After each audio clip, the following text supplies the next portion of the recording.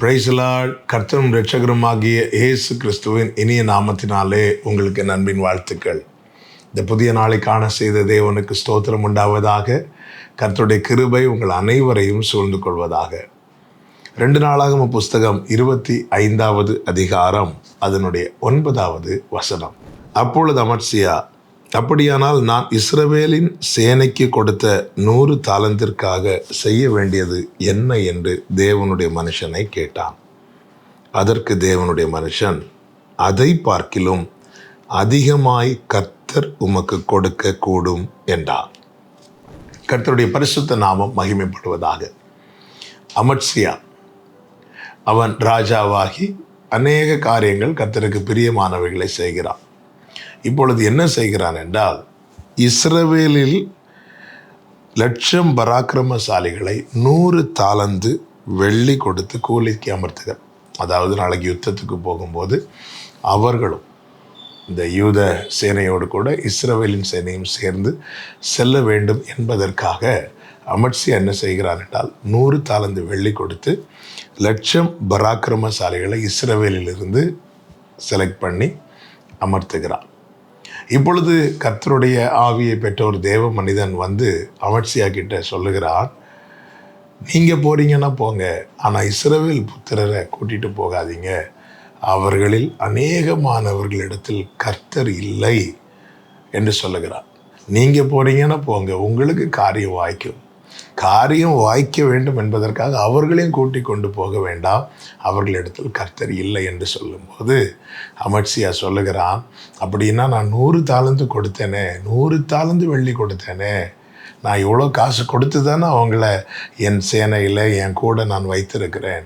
அப்போ நான் அவங்கள கூட்டிகிட்டு போகலைன்னா அந்த கொடுத்த பணம் வீணாகி விடுமே, வேஸ்டாகி விடுமே என்று சொல்லும்போது தான் இங்கே தேவ மனிதன் சொல்லுகிறார், அதை பார்க்கிலும் அதிகம் கர்த்தர் உமக்கு கொடுக்க வல்லவராயிருக்கிறார். பிரியமான கர்த்தருடைய பிள்ளைகள், இந்த நாளில் என்னை கேட்கிற ஒவ்வொருவருக்கும் சொல்லுகிற வார்த்தை இதுதான். சில காரியங்களுக்கு நாம் பணத்தை போட்டிருப்போம், பணத்தை முடக்கியிருப்போம். அது தேவ சித்தம் இல்லை என தெரிந்தும் சில காரியங்களை நாம் தொடருவதற்கு காரணம் என்னவென்றால், ஐயோ நான் இவ்வளோ காசை போட்டுட்டேனே, இவ்வளோ பணத்தை அதில் கொண்டு கொட்டிட்டேனே, இவ்வளோ காரியம் செய்து விட்டேனே என்கிற ஒரே காரியத்தை, ஒரே காரணத்தை மனதில் வைத்து தேவ சித்தம் இல்லை என தெரிந்தும் நாம் தொடருகிறோம். ஆனால் இந்த நாளிலே கர்த்தர் நம்மோடு பேசுகிற வார்த்தை இதுதான். சில காரியங்களை செய்து விட்டோம், சில காரியங்களை முடக்கி விட்டோம், ஆனால் தேவனுக்கு இதற்கும் கொஞ்சம் கூட சம்பந்தமே இல்லை. தேவனுக்கு இதில் துளியும் விருப்பமில்லை. தேவ சித்தம் இதில் கொஞ்சம் கூட இல்லை என தெரிய வரும்போது அவைகள் நஷ்டமானாலும் பரவாயில்லை என்று சொல்லி நாம் விலகினோம் என்றால், நாம் எதை அதில் நஷ்டப்பட்டோமோ அல்லது எதை இழந்தோமோ அதை விட அதிகமாய் தேவன் நமக்கு தர வல்லவராயிருக்கிறார். அவருடைய நாமத்து நிமித்தம் எதையாகிலும் ஒன்றை ஒருவன் இழந்தால் அவன் தரித்திரனாக கர்த்தர் விடவே மாட்டார். இன்னைக்கு நான் இவ்வளோ காசு போட்டுட்டேன், அந்த ஒரே காரணத்துக்காக இருக்கிறேன் என்று சொல்லி தேவனுக்கு கொஞ்சமும் பிரியமில்லாத பல காரியங்களிலே நாம் நம்மை ஈடுபடுத்தி கொள்ளுகிறோம். கர்த்தர் தெளிவாய் சொல்லுகிற வார்த்தை இதுதான், பூமியும் அது நிறைவும் கர்த்தருடையதுங்க. இழந்த எல்லாவற்றையும் திரும்ப தர, 2 தனியாய் தர நம் தேவன் போதுமானவராய் இருக்கிறார். தேவனுக்கு இது பிரியமில்லைன்னு தெரிஞ்சால் விட்டுருங்க, போனது போகட்டும், விட்டுருங்க. கர்த்தருடைய கரத்தை நோக்கி பாருங்கள். கர்த்தர் அதிலும் அதிகமானவைகளை தந்து அவருடைய வழியிலே உங்களை நடத்துவார்.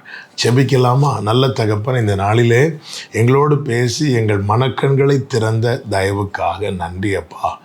எஸ்லா, நாங்கள் சில காரியங்களை பிரயாசப்பட்டு அநேகம் செய்துவிட்டோம் என்கிற ஒரே காரணத்துக்காக உம்முடைய சித்தம் இல்லை என தெரிந்தும் நாங்கள் அந்த காரியத்தில் எங்களை ஈடுபடுத்தி கொள்ளுகிறோம். எங்களை தயவாய் மன்னியும். அப்படிப்பட்ட காரியத்திலிருந்து விலகவும் வெளியே வரவும் கிருபை தாரும். இயேசுவின் நாமத்தில் பிதாவே, ஆமென்.